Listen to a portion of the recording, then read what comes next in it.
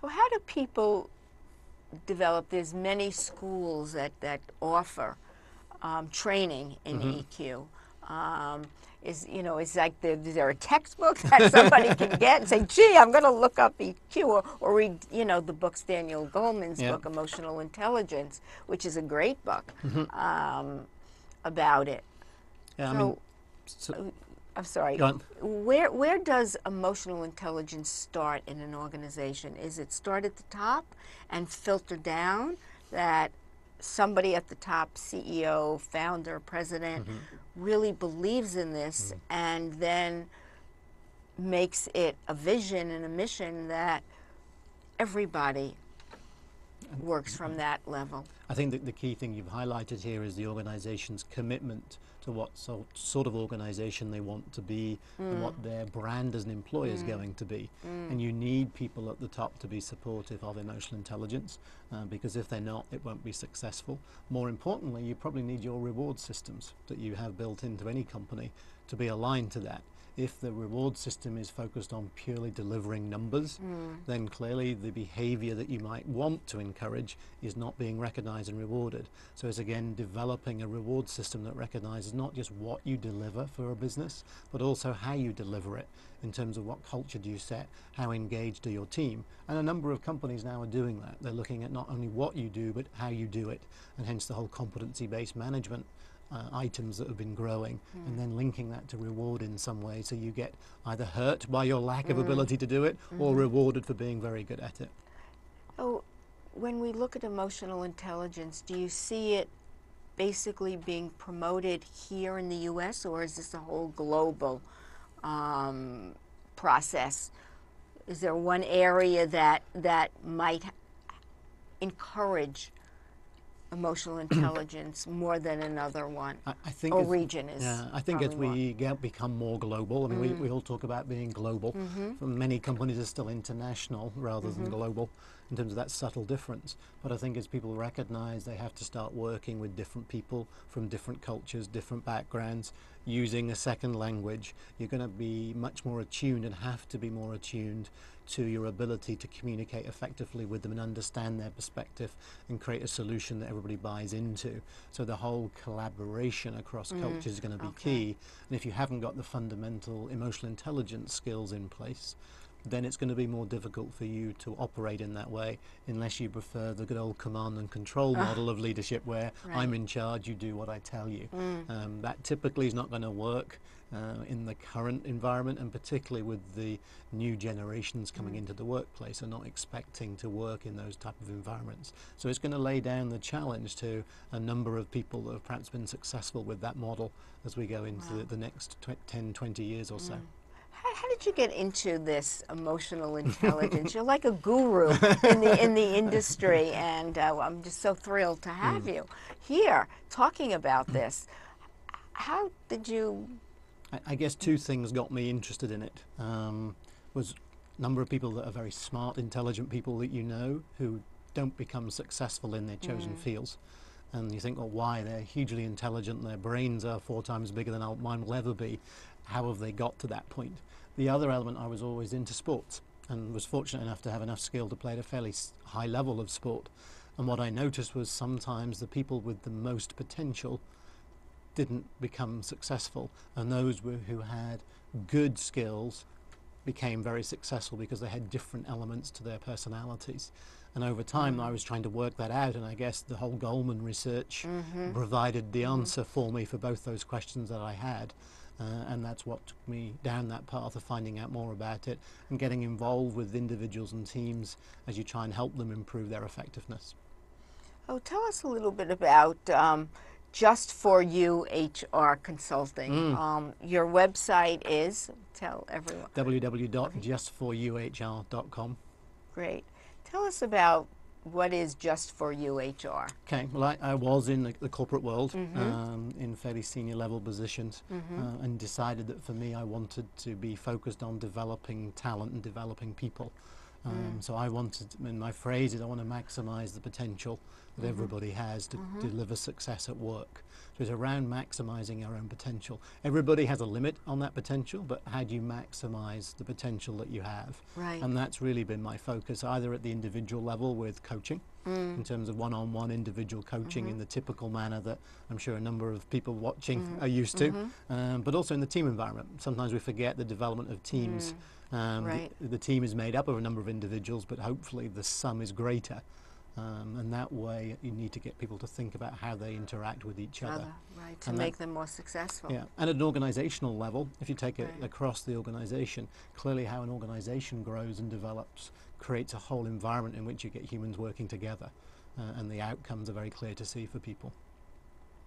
Very interesting. This whole the process and concept is just, I think, mind-boggling, and I am so thrilled that it's really out there, because there's such a need. And the good news, I think, for people now is it's become more recognized as a conversation piece. A number of development tools have been provided now by different suppliers around measuring emotional intelligence. So there are a number of tools now that if you're certified to use them, you can go and get people to complete a survey online and they get a report about their current level of emotional intelligence. Some of those are self-perception, where you just complete it on yourself, and because I always score very high when I complete my own questionnaire. The problem is when other people give you the feedback, and you have 360 versions of it, so that people can get some perspective of how they're perceived by others.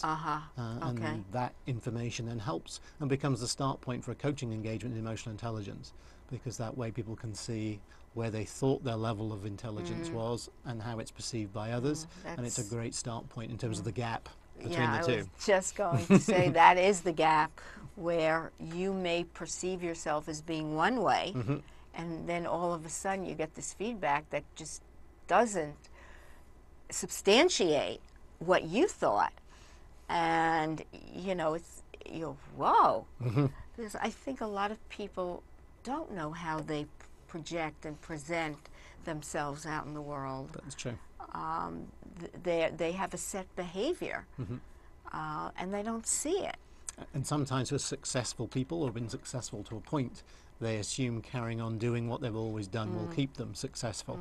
But as we know, as people develop their careers and become more senior, the skill set changes and the expectations become higher, and some fail to make that adjustment as the expectations become higher, and more people look to them for leadership qualities rather than necessarily the answer to a technical or a functional question. Right, leadership qualities. So in your experience, what would you say are some really important leadership qualities?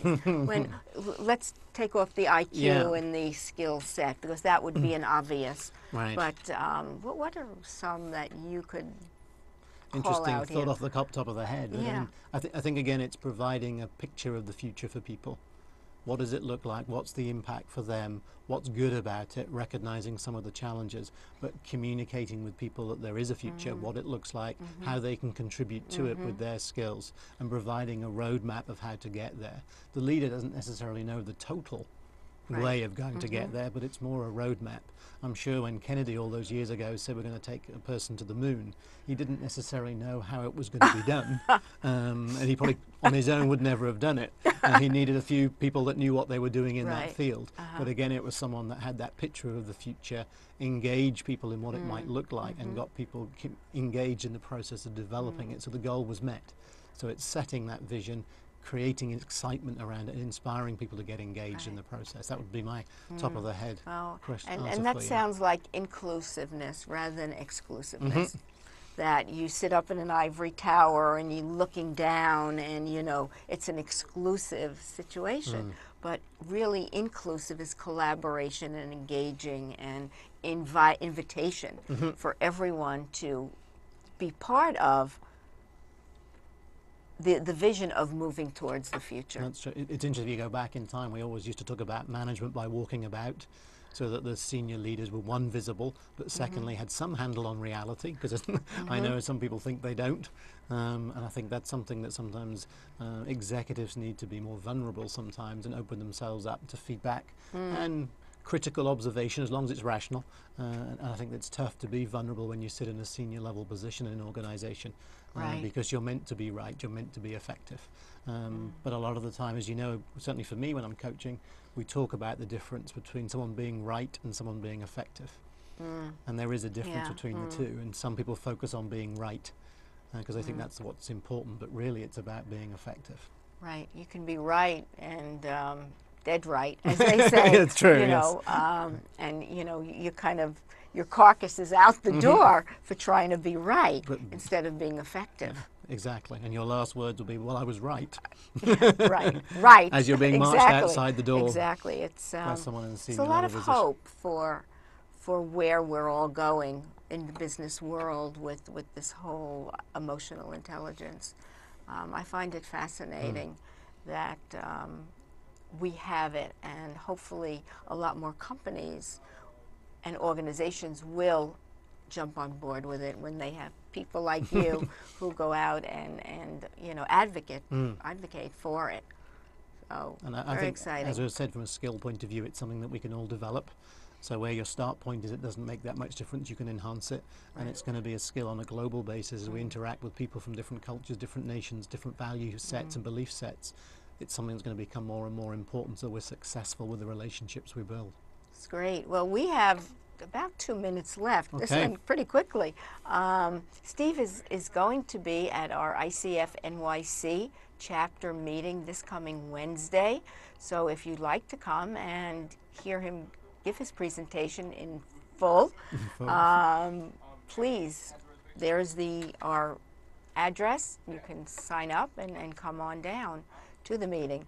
I also want to say, I know we've got time, I want to, before we end, thank you to Steve. And tomorrow is Valentine's Day. I am wearing red, and I actually have this little box of heart-shaped candy for Steve Thank you very as much. a way My first of, Valentine's gift this thank year. you, of saying Thank you. thank you for coming and sharing with us. So we've got about another minute. What would you like to impart and talk about? I think the key things for people is to, depending on their level of knowledge, certainly an area that people should go and find out more about. If you're in the coaching profession particularly, because more and more it's going to be one of those areas you need to have a good understanding Absolutely. and grasp on.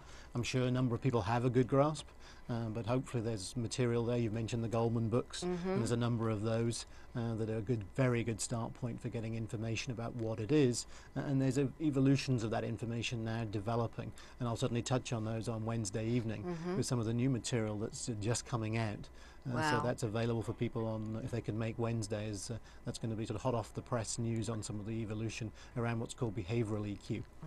I know he gave me a little peek preview at dinner tonight about it, which is very exciting, and it kind of brings the two things together.